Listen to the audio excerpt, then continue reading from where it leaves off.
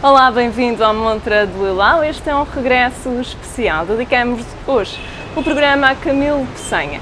Este mês, no início deste mês, dia 7 de setembro, assinalaram-se os 150 anos do nascimento daquele que é o expoente máximo do simbolismo português. Carlos Moraes José assinalou a data com um evento especial de comemoração dos 150 anos de Camilo Peçanha e por isso mesmo está aqui comigo neste especial Montra de Lilau. Olá, Carlos. Este especial Montra de Lilau, antes de mais, está aqui na rua Camilo Peçanha e por isso mesmo lanço-te agora a pergunta: o que é que esta rua te sugere? Esta rua foi assim batizada uma semana depois quase da morte de Camilo Peçanha, o que me leva a pensar a importância que o poeta tinha nesta cidade, o reconhecimento que já naquela altura Macau dava ao seu gênio, à sua poesia e também ao cidadão Camilo Peçanha, que teve um papel importante aqui em Macau como cidadão. Portanto, é isso que imediatamente me sugere, que nesses tempos dava-se importância às pessoas da terra, dava-se importância aos poetas e por isso imediatamente se fez uma rua com o nome dele. Já vamos continuar a conversar. Vamos agora ver um pequeno perfil de Camilo Peçanha.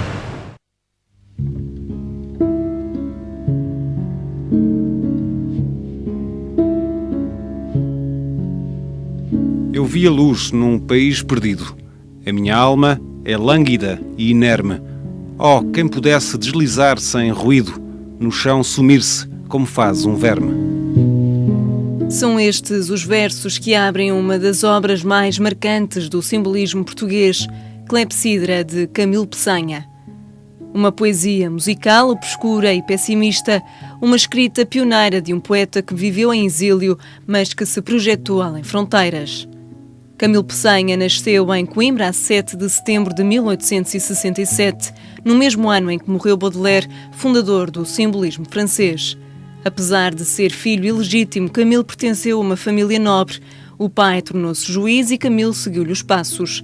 Formou-se em Direito pela Universidade de Coimbra. Em 1894 fez as malas para o Oriente. Chegou a Macau para o lugar de professor de filosofia no recém-criado Liceu de Macau. Foi cá que cumpriu um exílio voluntário de quase 30 anos, que se diz dever-se a um desgosto de amor. Ana de Castro Osório foi o amor não correspondido e foi quem imortalizou a poesia de Peçanha. Foi ela que editou em 1920 Clepsidra, a única obra publicada de Camilo Peçanha. Camilo foi poeta, escritor, professor, juiz e também um sinólogo. O contacto com a cultura chinesa levou a escrever vários estudos e a fazer traduções de vários poetas chineses. No entanto, foram os poemas simbolistas que influenciaram a geração de Orfeu, desde Mário de Sá Carneiro até Fernando Pessoa. Figura excêntrica, marginal aos movimentos, polémicas e publicações que marcaram a última década de 1800, Camilo Peçanha é hoje considerado o expoente máximo do simbolismo português. Morreu em Macau em 1926, com problemas de saúde agravados pela dependência do ópio. Como disseste há pouco, Carlos, esta rua ficou com o nome de Camilo Peçanha em 1926, exatamente no ano da morte do poeta.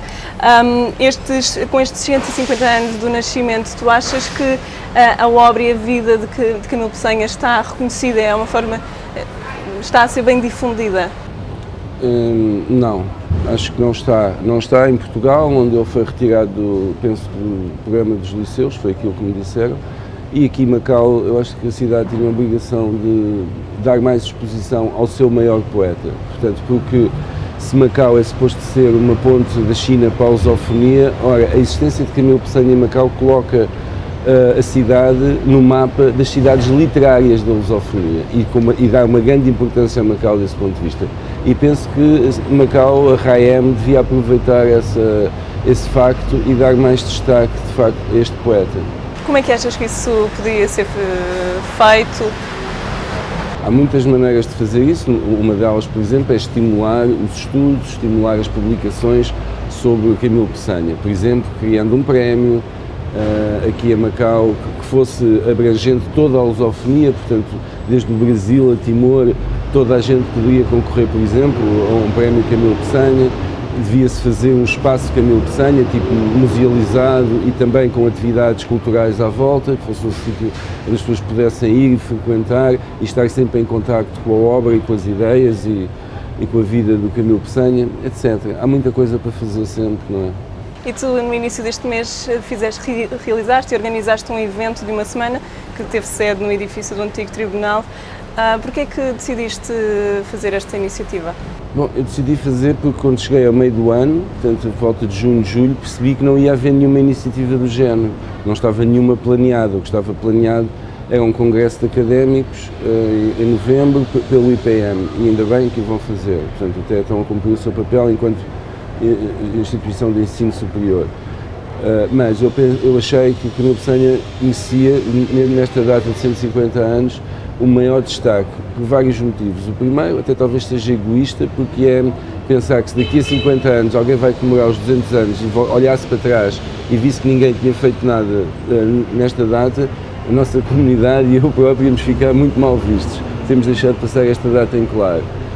E por outro lado, por aquilo que eu disse antes, é que Camilo Peçanha tem muita importância para Macau e pode ter uma importância cada vez maior e ajudar a imagem de Camilo Peçanha, a sua obra, ajudar a divulgar mais Macau junto de outros países de língua portuguesa.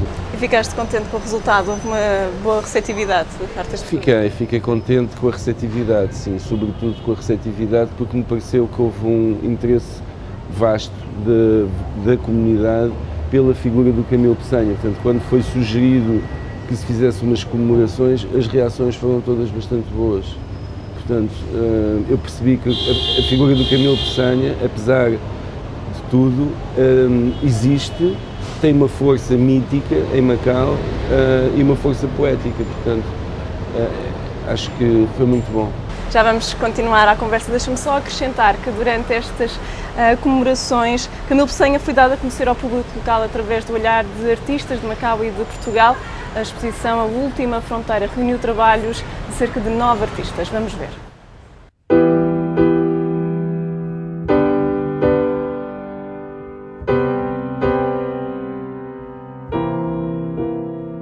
O simples facto de ele ser um poeta simbolista já dá pano para mangas para fazer uma interpretação de ordem plástica, porque é assim, nem sempre se lida com símbolos assumidamente, mas assumir essa vocação para ao mesmo tempo contar sobre ele, tentar de algum modo defini-lo, não diria, porque é uma pretensão que não tive, mas pelo menos defini-lo como se fosse uma pessoa que estava ali à minha frente e que eu estava a tentar sobretudo descobri-lo.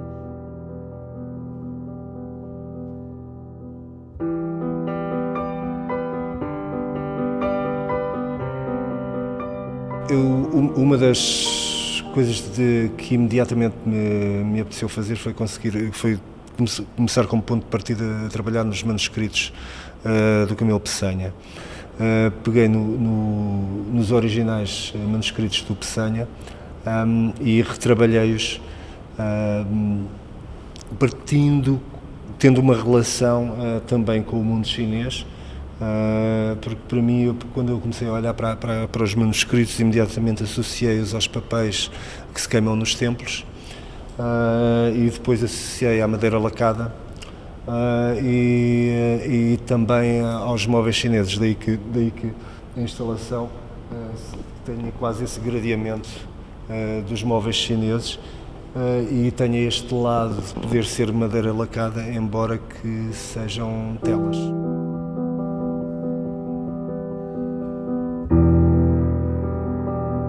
Ao princípio fiquei muito aflita, porque pensei que era quase ilustração que eu tinha de fazer. Fui ler os poemas à procura de imagens e não encontrava imagens para fazer ilustrações. E depois aquilo entra e tem imagens muito bonitas, ideias, ou pior ainda, sentimentos. Pronto. E fiquei obcecada e quanto mais desenhei, mais quis fazer. E tenho uma exposição agora em Portugal e acho que vai haver Camilo Peçanha lá, não sei.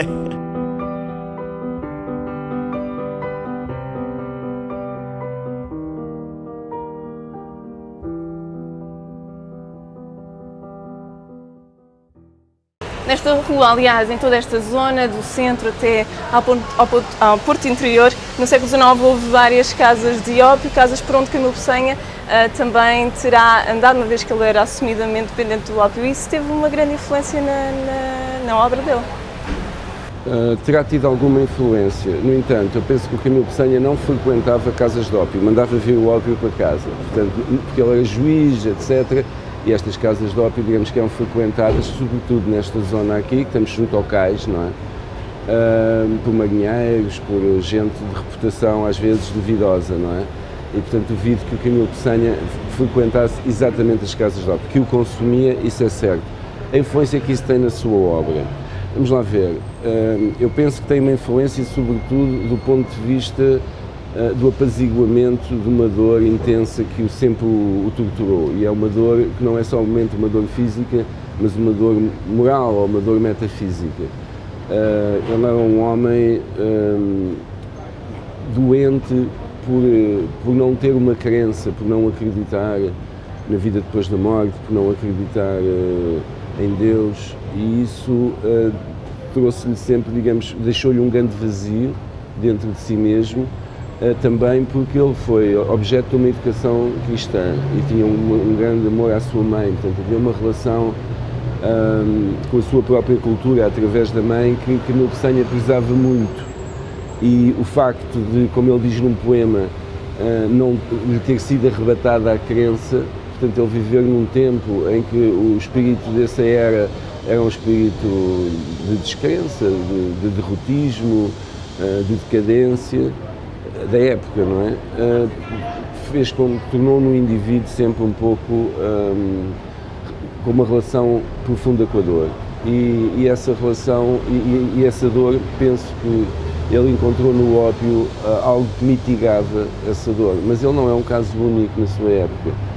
Nem na sua época, nem no passado. Grandes homens intoxicavam-se com ópio, como por exemplo o maior de todos os governantes de sempre, o imperador Marco Aurélio, tomava todas as manhãs uma dose de ópio, porque em Roma não era considerado uma droga, era considerado uma espécie de um tónico ou de algo que ajudava a levar o dia, por assim dizer, com mais à vontade.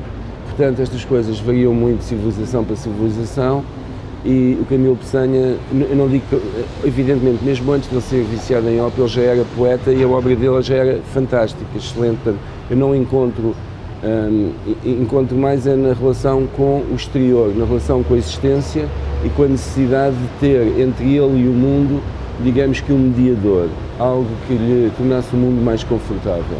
Isto é uma coisa, por exemplo, que o Schopenhauer refere não unicamente ao ópio, mas a outros digamos, estimulantes do espírito, como ele chama, seja o vinho, seja, hoje em dia usa-se muito os comprimidos, não é? Usa-se muito os calmantes, portanto, porque há pessoas que, de facto, cuja sensibilidade torna difícil a relação com o mundo, então precisam de qualquer coisa que facilite, que sirva como almofada a agressão que essas sensibilidades sentem constantemente lhes vêm do exterior.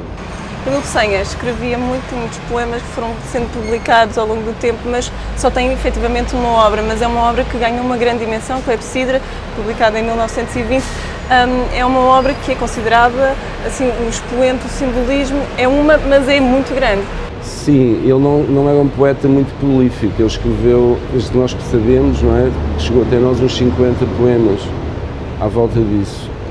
Mas ele era um grande cuidado e ele repetia, portanto, reescrevia, como a gente hoje pode ver pelo que ficou dos seus rascunhos.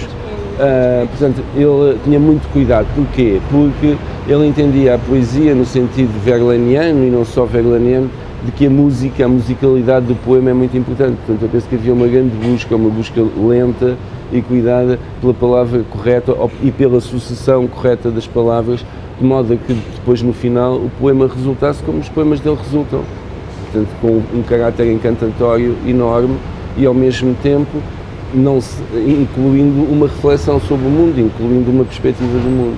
Nestas comemorações foi lançado um novo exemplar, uma versão missal, porquê que escolheste? Não, porque quando saiu a primeira Clepsidra, o António Ferro, que era, portanto, veio a ser Ministro da Cultura de Salazar, que era o futurista na altura e que andava juntamente com o Fernando Pessoa e com o Mário de Sá Carneiro e com aquela gente do Orfeu e da Centauro, etc. Ele, quando leu a Clepsidra, saiu-se com esta frase: a nossa geração finalmente tem um missal. Pronto. E de facto, é assim, a obra de um poeta, no caso do modo do Camilo Peçanha, eu penso que deve ser facilmente portável, deve andar connosco, deve ser fácil de andar connosco. Portanto, eu resolvi fazer um livro em formato de missal, exatamente, mas com uma capa durável e, portanto, um livro que vai durar muitos anos. Está disponível agora na livraria? Está disponível e que eu devo avisar que vai ser muito raro daqui a uns anos, porque eu nem sequer lhe pus o ISBN para ele ficar ainda mais raro. Portanto, daqui a alguns anos vai ser um livro bastante raro. Mas não é só no campo literário e nas artes plásticas que a vida e a obra de Camilo Peçanha são abordados. A realizadora portuguesa Rosa Coutinho Cabral está em Macau à procura do espaço do poeta para um documentário. Adorava Macau e fabulava desmedidamente. Para ele, fosse o sol nascente ou no sol poente, Macau era uma cidade que existia a preto e branco. A primeira vez que eu vim a Macau, portanto, vim pelas mãos do Manuel Vicente, que é um homem, eu continuo a achar um homem genial, um arquiteto e um urbanista geniais, mas sobretudo uma pessoa fantástica. E depois, essa segunda vez que vem parar a Macau, vem pelas mãos de um poeta que já morreu, mas cuja poesia está viva e bem viva. Peçanha, Peçanha, em chinês. É assim que se vai chamar o documentário de Rosa Coutinho Cabral sobre Camilo Peçanha. O Camilo Peçanha cruzou-se na minha vida quando eu era muito miúda. E quando eu digo miúda, era miúda mesmo de ter menos de 14 anos, porque foi em São Miguel. Um dia vi aquele livro na estante da casa de uma pessoa e estive a ler um bocado e de repente fiquei completamente apaixonada. Claro que escrevinhava, como todas nós nas adolescências, e aquele livro foi fantástico. E tinha meia dúzia de palavras que eu ainda não conhecia, nunca mais me esquecia, empreguei-as imediatamente, roubei-as ao Camilo Peçanha, tipo fúlgido, morrento, álgido, só que eu já falei disso, e sobretudo aquela frase de voa medo na aresta do futuro embebida com saudades ou em saudades do presente. Eu lembro que escrevi isso e mostrava aquilo a toda a gente, portanto aquilo é um sinal da adolescência, não é? Aquilo voa medo na aresta do futuro era mesmo eu. Portanto, estava lá tudo, mesmo que não fosse ainda o Peçanha, que eu mais tarde vim a descobrir. A ideia do documentário surgiu no ano passado, durante o Festival Literário, quando se assinalaram os 90 anos da morte do poeta. A realizadora portuguesa estava em Macau de visita. E quando estive aqui no Festival Literário, o que aconteceu é que o Rodrigo Guimarães, que tinha trabalhado comigo no Arrivederci, disse: porquê é que tu não fazes um projeto sobre o Camilo, que é tão interessante? E eu disse: pois, realmente, why not? O desafio foi lançado, a produtora de Rosa Coutinho Cabral juntou-se à de Paula Monteiro e o projeto arrancou. A realizadora portuguesa foi uma das convidadas para o evento das comemorações dos 150 anos do nascimento de Camilo Peçanha, onde levantou a ponta do véu ao apresentar um ensaio cinematográfico. Não terá uma estrutura narrativa, talvez não terá, mas depois tem aquilo que todos nós, entretanto, vamos conhecendo do Camilo, de todos esses biógrafos que estudaram imenso o Camilo nos últimos anos, que é perceber que o Camilo tem várias facetas, que é o cidadão, que é o republicano, que é o professor, que é o homem da maçonaria, que é o jurista brilhante, que é o sinólogo fantástico e grande admirador da cultura chinesa, e finalmente um opiómano também de melhor qualidade, porque parece que nunca perdia a cabeça com aquelas suas fumaradas. O documentário ainda está em fase de rodagem, muito está em aberto, mas se há coisa que acerta é a influência dos poemas de Peçanha. Obviamente que os poemas é como se fossem o sangue deste corpo. Sem estes poemas Sem estes poemas era impossível fazer um filme sobre o Camilo Peçanha, porque sem esses poemas ele não seria, de repente, ninguém. Em última análise, eu gostava de conhecer esse homem, adorava conhecer esse homem, e vou tentar conhecê-lo através dessa minha pesquisa. e através do trabalho do próprio cinema. As filmagens já estão em curso e incluem o território, mas também Portugal. O documentário deverá estrear em Macau em dezembro deste ano. E a parte assim, melhor ainda melhor, é de facto conseguir que o Camilo Peçanha se mova um bocadinho entre nós através deste filme, Qual Fantasma que anda por aí.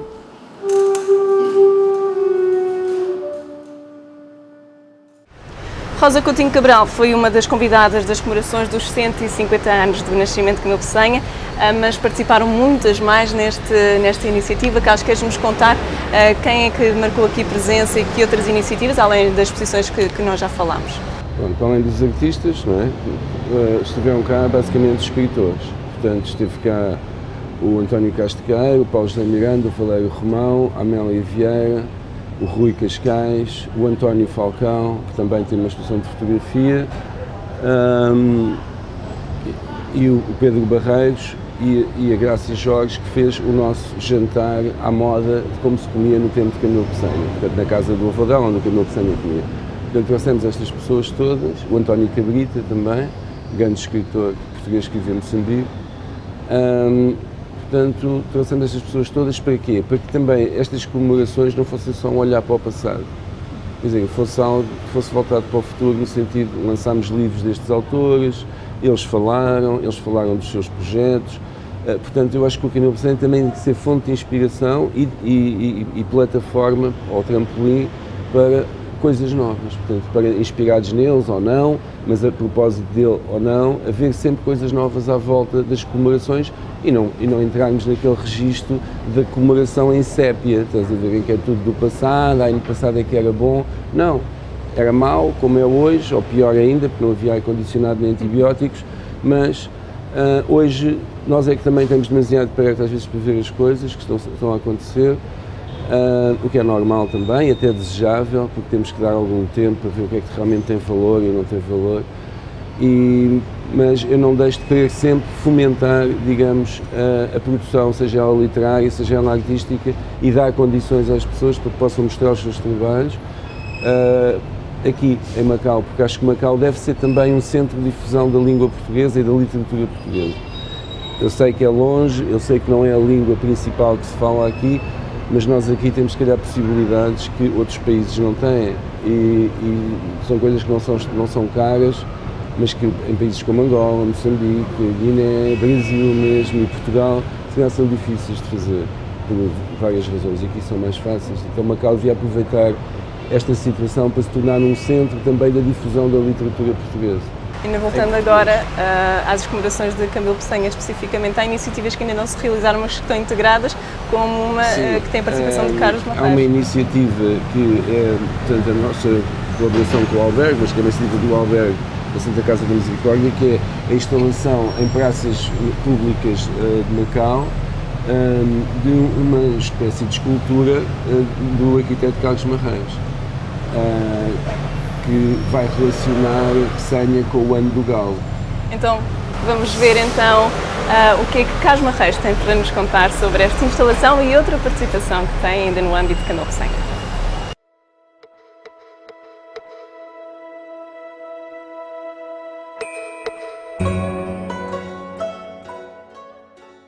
Portanto, a ideia, o que é? É fazer esta instalação e levar o poeta à rua. E isto está integrado nas celebrações que o Hoje Macau, dinamizado pelo seu diretor, o Carlos Valério José, organizou desde os princípios deste mês. E a minha ideia é precisamente prolongar no tempo que esta peça seja exibida na Praça do Senado. A seguir é exibida na Praça Triangular da Areia Preta. É uma zona proletária, é uma zona onde as pessoas não têm níveis de instrução tão alta, é mais a população com suor. Achamos que é importante que a cultura vá também a estes sítios, porque normalmente não há nestas zonas de Macau oferta cultural mais erudita. Essa peça é um galo abstratizado por ser o ano do galo, mais uma tentativa de o ligar. Não é ligar, ele está definitivamente ligado a Macau e ele é o poeta de Macau. Com os meus desenhos e 2 textos, um do Carlos Moraes José e outro do Yao Jingming, muito bonitos. E uma indicação biográfica para as pessoas situarem. Em torno desta peça vão acontecer coisas simples como récitas de poemas dele em português, em chinês, na versão cantonense e na versão putonghua, mandarim. –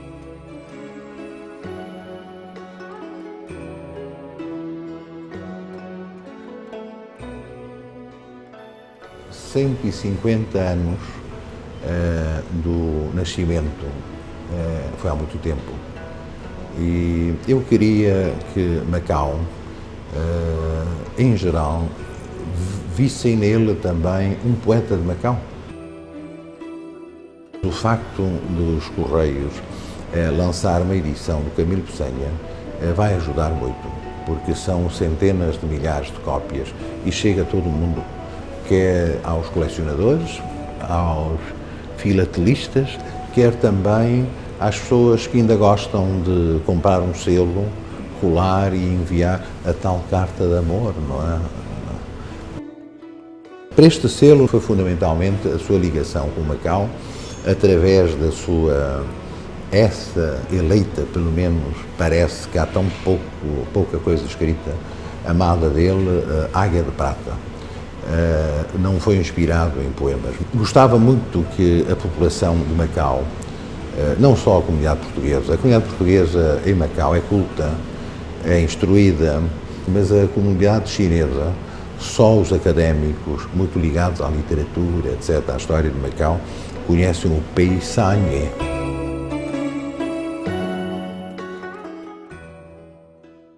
Em 1984 tivemos Camilo Peçanha nas notas de 100 patacas, agora voltamos Camilo Peçanha nos selos, é uma forma de eternizar o poeta, mas tu queres ir mais além e tens esta ideia de criar um museu, é isso?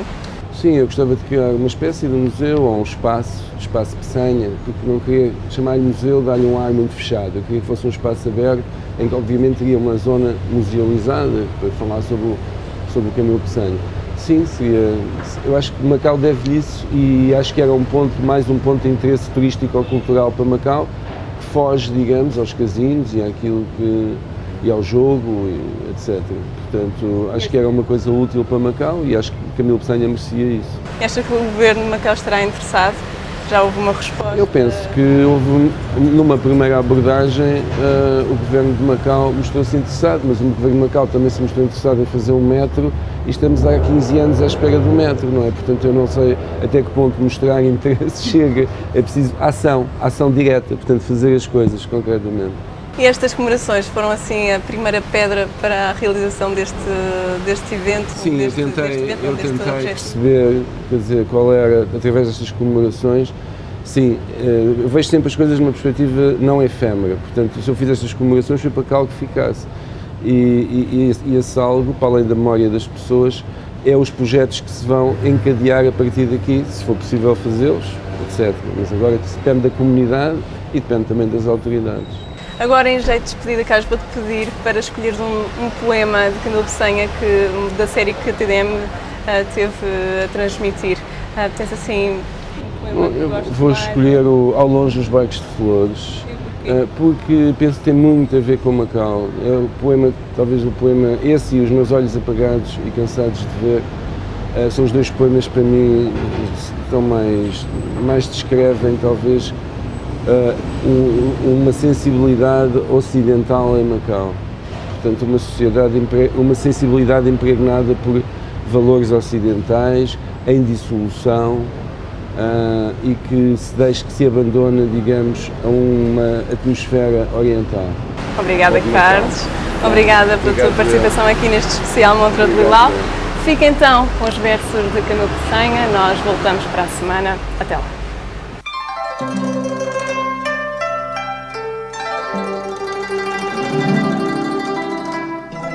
Só incessante, um som de flauta chora.